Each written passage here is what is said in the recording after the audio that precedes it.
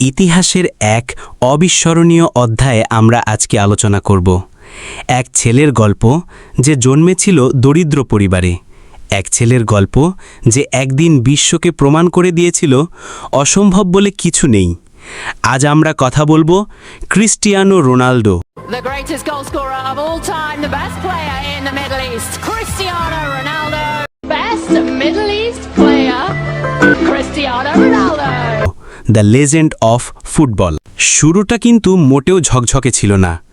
1985 সালের 5 ফেব্রুয়ারি পর্তুগালের মাদেইরা দ্বীপে জন্ম হয় রোনালদোর। বাবা ছিলেন একজন সাধারণ মালি আর ফুটবল ক্লাবের কেয়ারটেকার। মায়ের সংসার চালাতে হতো হাড় ভাঙা খাটুনি দিয়ে। দারিদ্র্য এতটাই তীব্র ছিল, মাঝে মাঝে খাবারের টেবিলে কিছুই থাকত না। কিন্তু ছোট্ট রোনাল্ডোর চোখে ছিল ভিন্ন স্বপ্ন। সে বলেছিল, one day I will become the best player in the world. কিন্তু ব্রো, তখন কেউ বিশ্বাসই করত না। শৈশবে ফুটবলের প্রতি পাগলপনা ছিল তার। রাস্তার মোড়ে স্কুপ ফাঁকি দিয়ে ঘন্টার পর ঘন্টা বল কিক করত। তার বন্ধুরা মজা করে ডাকত ক্রাইবেবি, কারণ সামান্য হেরে গেলেই সে কেঁদে ফেলত।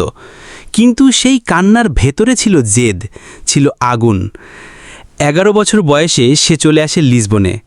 কিন্তু মায়ের থেকে দূরে থাকার যন্ত্রণা তাকে কষ্ট দিত প্রতিদিন।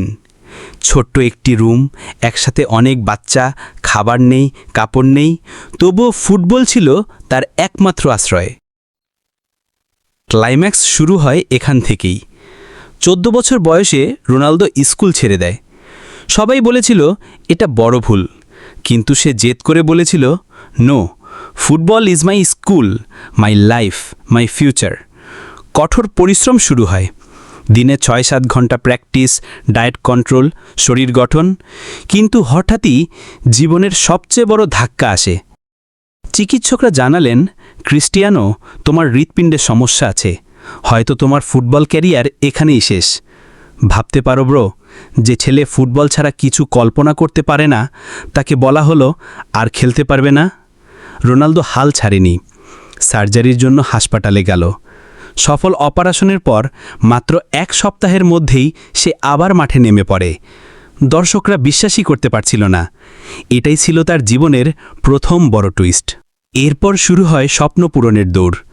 2003 সালে ম্যানচেস্টার ইউনাইটেড তাকে সাইন করে। স্যার অ্যালেক্স ফার্গুসন বলেছিলেন, দিস বয় ইজ স্পেশাল। সত্যিই তাই। চোখ ধাঁধানো ড্রিবল, বজ্রগতির রান, নিখুঁত ফ্রিকিক। রোনালদো দ্রুতই হয়ে ওঠেন ফুটবলের নতুন রাজপুত্র। কিন্তু তার গল্প এখানে শেষ হয়নি। 2009 সালে সে চলে আসে রিয়াল মাদ্রিদে। সেখানে শুরু হয় এক অনন্য যুদ্ধ, রোনালদো বনাম মেসি। ফুটবল ভক্তরা বিভক্ত হয়ে যায় 2 শিবিরে। কেউ বলে মেসি সেরা, কেউ বলে রোনালদো সেরা। কিন্তু রোনালদো প্রতিটি ম্যাচে, প্রতিটি গোলের মাধ্যমে প্রমাণ করছিল, I am not just talented, I am made of hard work. 4টি ব্যালন ডি'অর, অসংখ্য রেকর্ড, চ্যাম্পিয়ন্স লিগের ইতিহাসে সর্বোচ্চ গোলদাতা। সে হয়ে ওঠে রিয়াল মাদ্রিদের কিংবদন্তি। কিন্তু জীবন সবসময় সহজ ছিল না। মিডিয়ার সমালোচনা, কোর্ট কেস, আঘাত, প্রিয়জন হারানো, সবকিছুর মধ্যেই সে দাঁড়িয়ে থেকেছে অটল।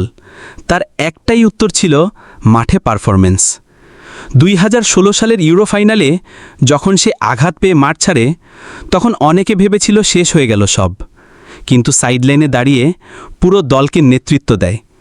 ফাইনাল জেতার পর চোখে জল নিয়ে বলেছিল, this is the most emotional moment of my life. আজ রোনালদো শুধু একজন ফুটবলার নন, তিনি একজন ব্র্যান্ড, একজন আইকন, একজন অনুপ্রেরণা।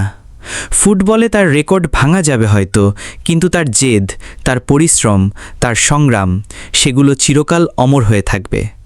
শেষ করার আগে একটাই কথা, এই গল্প থেকে আমরা শিখতে পারি, দারিদ্র্য, কষ্ট, ব্যর্থতা এগুলো সাফল্যের শেষ বাধা নয়, বরং এগুলোই হলো সত্যিকারের কিংবদন্তি হয়ে ওঠার প্রথম ধাপ।